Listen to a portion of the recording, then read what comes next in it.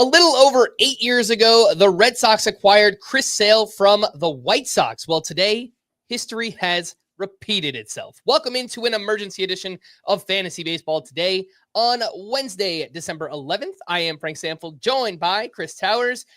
It has been a very busy winter meetings, but I love it, and so do the Red Sox. They are acquiring Garrett Crochet from the White Sox in exchange for 4 prospects: Kyle Teel, Braden Montgomery, Chase Meindroth, and Wickelman Gonzalez.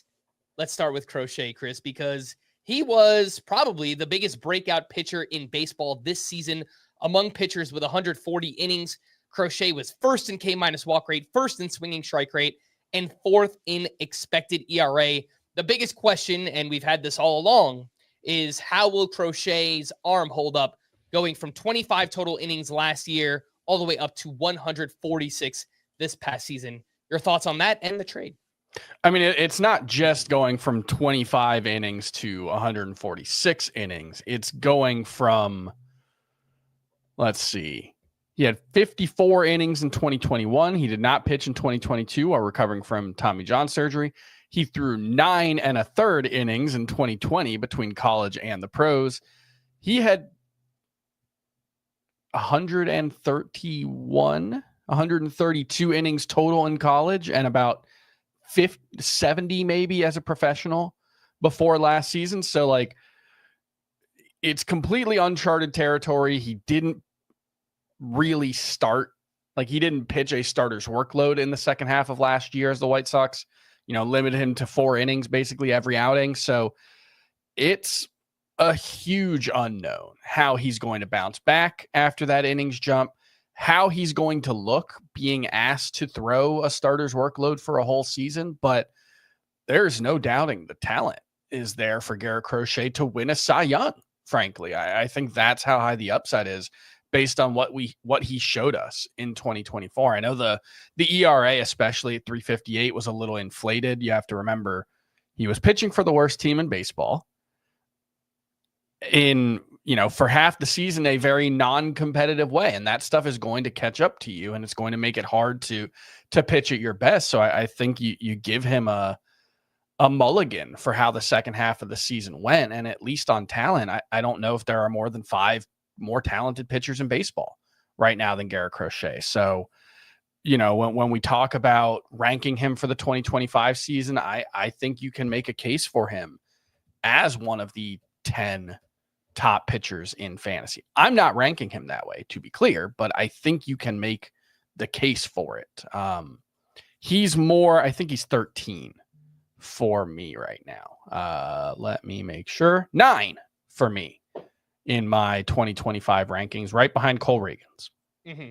And I do realize I started the show bringing up Chris Sale. I mean, that's a very lofty comparison. Chris Sale was much more established when he was traded from the White Sox to the Red Sox. But to your point, Chris, the upside that we think Garrett Crochet has is that he could be a perennial Cy Young contender for years to come. I mean, that's the type of stuff that he has. He's got, an amazing fastball, cutter, slider. Started throwing a sinker late in the season that looked really good for him. So, yeah, I think it's unquestionably a starter's arsenal. I think he proved that last year. I think he proved he can be an impact starter. It's just one of the bigger injury red flags heading into 2025, given his injury history, has already had Tommy John surgery, has missed a lot of time, and then doesn't have the track record of having thrown even 70 innings multiple times, let alone 150 or what you'd typically look for. So it's, I think, one of the most volatile profiles in fantasy for 2025 and beyond. But, I think there could be, like, I'm not 100% convinced Paul Skeens is a better pitcher right now than Garrett Crochet. That's how high I think the ceiling is for Garrett Crochet. Mm-hmm. Let's talk about the fit with the Red Sox. And by the way, if I haven't made this abundantly clear by now, this is an amazing get for the Red Sox. Obviously, sounds like they were in on Max Fried, potentially in on Corbin Burns. I think it was should still be in on Corbin Burns, to be clear. Yes, they should. Obviously, they have money to spend, and they really haven't spent a lot of it in previous off seasons. But it was clear this off season that they should have been in on all the big names, and obviously they have the prospect capital to get something like this done. So a great deal for the Boston Red Sox. And, they seem like an up-and-coming organization just in terms of pitching development. I know they've made some changes. They brought in some driveline baseball in previous years. They did some great work with Tanner Houck and Cutter Crawford last season. So I think that I don't know that they need to do much with Garrett Crochet, but perhaps they can tweak a few more things and get even more upside out of him. The one worry I might have outside of the injuries, Chris, is Crochet did struggle giving up barrels, 9.2% barrel rate, ranked in the 21st percentile. So my mind starts thinking a left-handed pitcher in Fenway Park, he's got the green monster there. Does that worry you at all when projecting forward for Garrett Crochet? It is a park downgrade. Fenway Park is a, much tougher environment than Guaranteed Rate Field. Over the last 3 years, it's rated as the second best hitters park in baseball, according to Baseball Savant, behind Coors Field, ahead of Cincinnati, which is surprising. I think the big thing there is Fenway does actually suppress home runs a little bit, despite the, short outfield corners. It gets really deep pretty quickly in both spots. But the thing is, it is just a huge BABIP boost. Like it's a big outfield. Batters seem to see the ball very well. And so that is a concern, less so for Garrett Crochet giving up a bunch of home runs and more so just running an inflated BABIP and dealing with the downsides that result from that. But look, if you have if a 35% strikeout rate is his true talent level or anything close to that, especially with how he limited walks last year, which was, I think, the biggest surprise. He was like an elite strikeout pitcher and an elite control pitcher. He had the best K- walk rate in baseball. If he can be a 30% K- walk ratio is a bonkers number for a starter. If that's anything like real, I don't think it matters where he pitches. Yeah, I mostly agree with that. Slight park downgrade, but he's also going from a team that won 41 games to a team that won 81 games. So figures to push closer to 90, I think, this year. Yes, the team context is it's on completely different levels right now. And the White Sox are getting even worse, at least in the short term. They've got some prospects coming. They got pitching talent in the works. But I actually kind of like this deal for them. I seem to be in the minority, but I think it's a good deal for both teams, to be clear. I think the Red Sox did extremely well to kind of annoyingly for fantasy not move any of their projected starters for 2025. So they still have the same log jams that they had before. And they still have flexibility if they wanted to make another big trade. Yeah. I don't know, Kyle Tucker is out there and being talked about.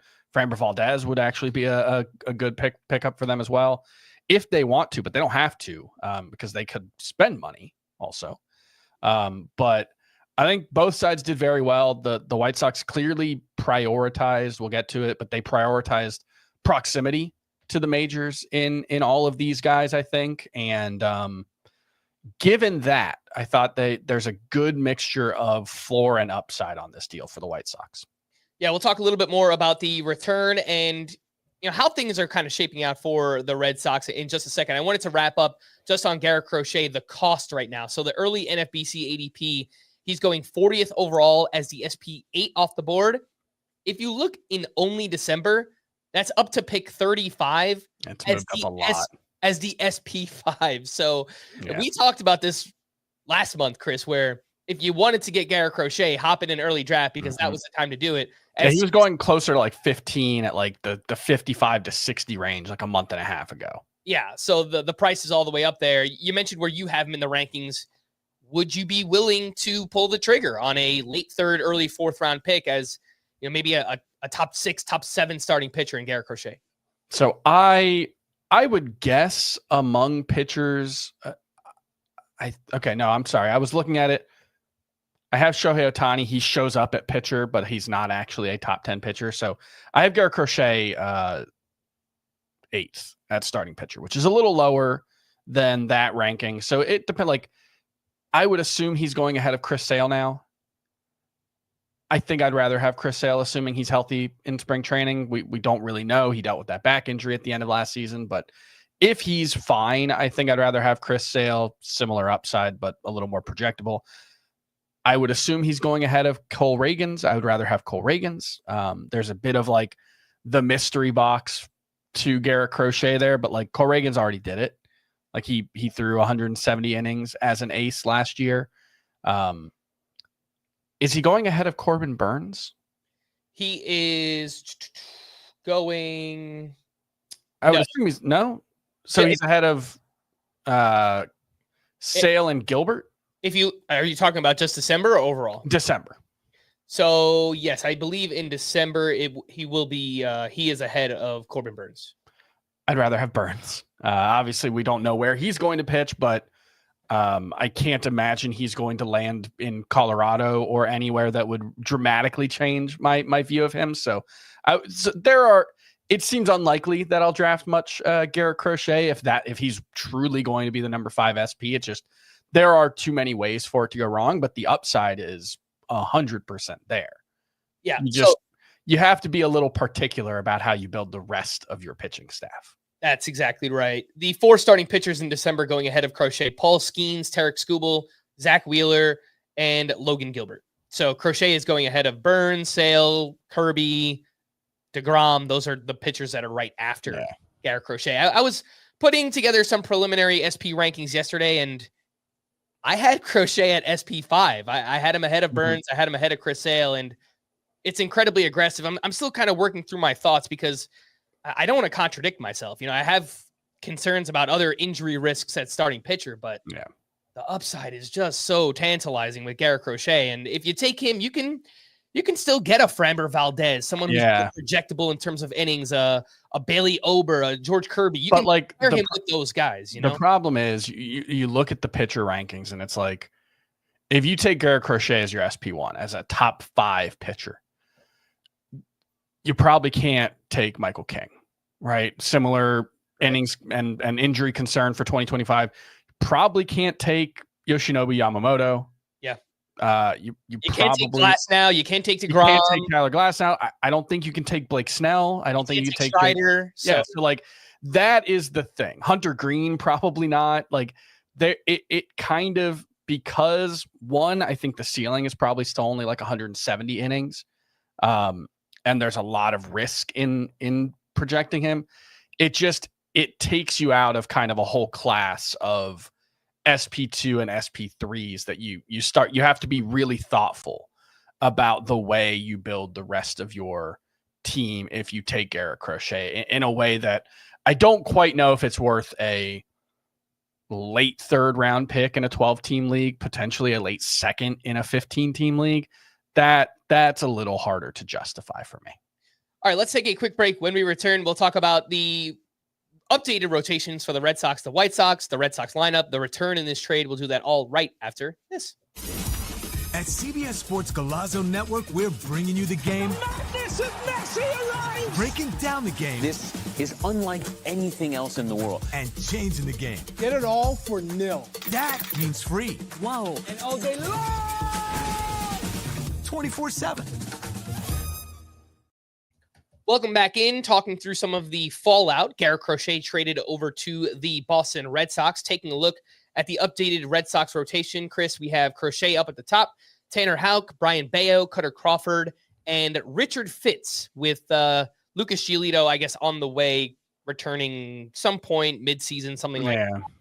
You're right, man. This is a rotation. Not a good rotation. Yeah. Could still use a Corbin Burns or some kind of other trade. And the Red Sox have the assets to, let's try and wow the Mariners. Or if the Mariners want to give away Luis Castillo, maybe they try something like that. So it seems like something they should be in on, over the next month or two. This is a team that could add 2 more starting pitchers, and I wouldn't really blink. Like Cutter Crawford had a fine season. I think they did a good job getting what they did out of him, but I think the ceiling there is pretty limited. Tanner Houck, obviously slowed up, and there are some concerning things in the batted ball data.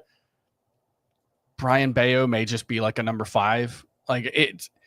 This should not be the final version of the Red Sox rotation. I think it would be a very bad thing for them if it is, given how many cost-controlled hitters they have and the fact that they're the Boston Red Sox and they print money. So I think the lineup is not set. I think the rotation is not set. There's a lot of moving parts still in Boston. And like I said earlier, one of the frustrating things about this deal, and it's sort of similar to when Baltimore traded for Corbin Burns last year, where great, you got a stud pitcher. Congratulations. It still didn't fix the problems for fantasy, which is not their concern. They don't care about that, and rightly so. But it's like, this is still a team with a lot of playing time log jams all over the field, and nobody expects Masataka Yoshida to be there in 2025.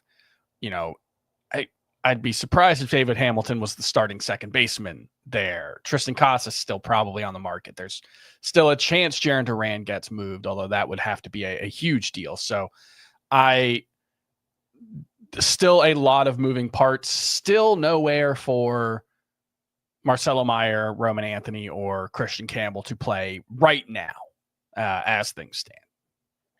Yeah, I think that's very well said. They have a bunch of left-handed hitters in their lineup as well. They've been trying to acquire more, right-handed bats or get some right-handed bats in their lineup. Christian Campbell is a righty, so that would make some sense. Mm-hmm. They've been talking to Teoscar Hernandez this offseason, which I think makes a lot of sense as well. But they need to clear up some spots. Whereas Masataka Yoshida going to wind up? How much of that contract are they going to have to eat in order to move him? You look at their top 5 out of their top 6 players in their projected lineup right now are all left-handed hitters. So I do think there are still changes to come for the Boston Red Sox. In terms of the White Sox, we understand, again, 41-win season. They're going to be really bad again. Wouldn't surprise me if they trade Luis Robert this offseason as well. I mean, they've got the full teardown in effect right now. Their current rotation, Chris, as it stands, make sure to stream all your hitters against the White Sox pitchers, because Jonathan Cannon, Davis Martin, Sean Burke, Drew Thorpe, Nick Nastrini have a lot of awesome pitching prospects on the way, but that's maybe August, September. I think that's more 2026. Yeah. Stream your hitters against White Sox pitching this year. Yeah. Drew Thorpe is in the rotation, right? His injury was not a long-term one, but it could turn into it. But as of now, it seems like he's there. I have seen he's probably the best pitcher in that rotation, and I'm not a super big fan of Drew Thorpe. So yeah, that's pretty bad. One name I do want to give a little shout out to, and I've seen people who are much smarter than me, some prospect guys, some Stuff Plus guys, talking about Sean Burke. So I just wanted to mention him as he got called up late last season. He threw 19 innings in the majors, a 1.42 ERA, lots of strikeouts. He was a mess in the minors, lots of walks, but he has some pops in Stuff Plus models. And I've kind of heard like a poor man's Jared Jones comp thrown out there. So we'll see if Sean Burke can turn into anything for the White Sox. Let's talk about this return here, Chris. 4 big prospects coming back to the White Sox for Garrett Crochet. They got catcher Kyle Teal. They got outfielder Braden Montgomery. They got infielder Chase Mydroth and right-handed pitcher Wickelman Gonzalez. I texted our buddy the Welsh. I asked him what he thought about the return, and he said, quote, "Great return. You need 2 catchers now, so it's fine. I think they could explore him playing other spots too," talking about Edgar Caro, and that's it. Yeah. And I want to say that he's played outfield. Montgomery is my favorite here. Huge impact bat. Wickelman is also a great arm. So just your first impressions of the return here. It is a little confusing that the headliner of this trade is Kyle Teal, a catcher, when the White Sox have another top catcher prospect in Edgar Caro. Yeah, I think the thing with Caro, though, is he might have enough bat to play somewhere else. Like, probably not first base, but if he could hold his own in left field, I could see it working out. He's got a great eye at the plate. He makes a lot of contact. There's a little bit of pop there. You know, you could see like 20, 25 homers at his ceiling if he's playing every day and not focusing on catching. So I can see it, right? Like, you can probably never have too many pitchers, and you can probably never have too many catchers, because especially when it comes to prospects, catchers are incredibly volatile. Things go wrong all the time. They take longer than you'd think to get to the majors and establish themselves. So it's not a bad thing to have options there. If, oh no, we have 2 starting caliber catchers, like if that actually becomes a problem, okay, then we'll deal with that when it comes. But how many times has that actually happened, right? Like, I'm old enough to remember when the Blue Jays had Danny Jansen and Alejandro Kirk, and it was this big problem that they couldn't play. But and it's like, well, so much for that in both regards. So I would guess the White Sox get 1 catcher in the long term out of Kyle Teel and Edgar Quero, and whether that's one of them fails, one of them moves, Quero moves to a different position, who knows? The thing about Kyle Teel is he is probably not a superstar. We talked about this on the podcast that came out on Tuesday. I'm a mess. There's a lot going on this week. These prospect podcasts and knowing when they're coming out, it's going to be a real problem for me. But in the one that came out on Tuesday, I was a little down on Kyle Teel in our discussion. And I feel like my role on these prospect podcasts is just going to be to throw cold water on everyone. That might be the role that I'm filling. But the thing with Kyle Teel is I don't see superstar potential there. The comp I made to him was Tyler Stevenson. But it's a high probability that Kyle Teel will be a major league starter. You know, maybe he maxes out at Tyler Stevenson, and that's a really useful player, but not a superstar. You probably want a superstar when you're trading a Garrett Crochet, and that's where Braden Montgomery comes into the picture, because that is a high upside bat. It's a volatile bat. He hasn't made a professional appearance to date since being drafted, I think 14th overall in the 2024 draft. Baseball Prospectus had him 9th on their big board coming into the draft. I think he fractured his ankle in the College World Series, and that was why maybe he fell a little bit and then didn't debut in 2024. Big time power potential. He's a pretty big guy. A lot of swing and miss concern as well. The quote that jumped out on Baseball Prospectus: he was the only college bat in their top 10 with an overall contact rate below the Division I average over the past 2 seasons. So kind of seems like your stereotypical slugging corner outfielder, where, I don't know, the low end outcome is maybe like a Jake Berger type, where it's, you know, not really that great of a player because of, you know, low OBP, bad defense, whatever it is, but there should be power here. And I think on the high end, you could be looking at like off year Pete Alonso, where, you know, it's not the 50 homer version of Pete Alonso probably, but like a consistent 30 homer, low batting average guy. I could see that being the case for Braden Montgomery. Yep. Did want to just quickly mention again on the catchers. Selfishly, it kind of sucks for fantasy this season, because we thought there was a chance we could gain two catchers in the player pool as soon as next season, right? I mean, Edgar Quero could have been up with the White Sox, and as good as Connor Wong is, I don't think he's very good. I think Kyle Teel could have taken that job from him.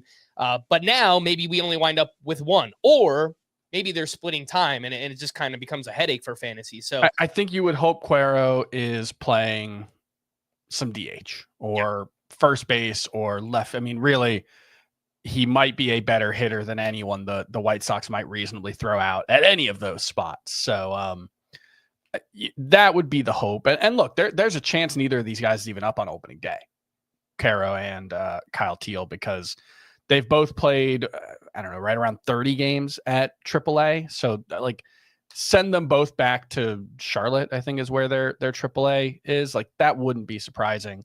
Maybe Quero gets more time at the outfield to see what that looks like. But yeah, that's a good point. Is it kind of might kneecap both of their values for 2025 as sleepers. The other 2 names in this deal, infielder Chase Meidroth and right-handed pitcher Wickelman Gonzalez. Meidroth, he's 23 years old. He has a great hit tool, great eye at the plate. Career .285, .425 on base percentage in the minors. He can play all over the infield. I actually think he's very likely to be up on opening day, starting at second or third base, something like that for the White Sox. Don't know that there's huge upside, but maybe as like a points league player, we could see him make some noise. And then Wickelman Gonzalez, there's some upside here, Chris. There's a big fastball. There's some strikeouts. could be bound for the bullpen. What do you think about those two? Yeah, it seems likely that Gonzalez ends up in the bullpen. However, it's the White Sox, and we just talked about their rotation and how few guys there are there. So I don't think they're going to move him to the bullpen next year. The Red Sox did, I think 5 of his appearances last year were out of the bullpen. He didn't throw more than 5 innings in any start, and frankly, he was a disaster in the first half. It was better in the second half, but even then, the strikeout rate from July 1st on was 28%. That's good, but not like world beating for a 22-year-old at AA. And the walk rate was close to 10%. So I think in the long run, you're probably talking about Gonzalez as a bullpen arm, but there is no reason for the White Sox to hurry that. They should give him every opportunity to start. He'll probably start the season at AAA, with some really interesting arms at AAA. Noah Schultz, like you mentioned, will probably be at AAA. Jake Ader. There's another guy that I'm forgetting there as well. I think Hagen Smith will probably be at AA. Yeah. So they have no reason not to give him a chance. Mydroff is 105 walks to 75 strikeouts last year as a 22-year-old in AAA. That is bonkers stuff. The problem is, and this is a prospect type that I think Scott likes a lot more than I do. He's relatively punchless as a hitter. Like he's not, it's not bottom of the barrel exit velocities, but it's pretty mediocre. 88.6 average, 108 max. You look at like MLB hitters, that's like David Fry, Jared Triolo, and Orlando Arcia are in that same range. And Mydroff doesn't seem to do a lot to like maximize the power that he has despite good bat control. And maybe that's a path forward for him. Start pulling the ball more. I don't know. There's also not a ton of speed here. It was 13 stolen bases in 122 games last year at AAA. That was his first time with more than 10 at any stop. He had 13 in 111 games the year before. That all sounds pretty AL only to me, but could be a leadoff hitter with that eye at the plate. 437 on base percentage at AAA last year is pretty huge. So, even in a bad lineup, a leadoff hitter can score 85 to 90 runs if he gets on base a ton, and that could make him relevant. It just, the overall package kind of sounds like, I don't know, Jonathan India or something. I was just thinking 10-10 homers. Yeah, like that's good OBP, And like, if the speed doesn't translate, maybe it's more like JP Crawford, who is a very, very fringy fantasy option. So it's not a high probability, seems like a high probability major leaguer. Is that a super utility guy? Is that like he starts for the White Sox, but he might not start for anyone else? That might be more realistic, but certainly in an AL only league, he should be relevant for 2025. All right. Are there any other aspects of this trade that you would like to hit on before we wrap up? No, I mean, I just think the biggest thing for me and my biggest takeaway is just Boston's not done yet.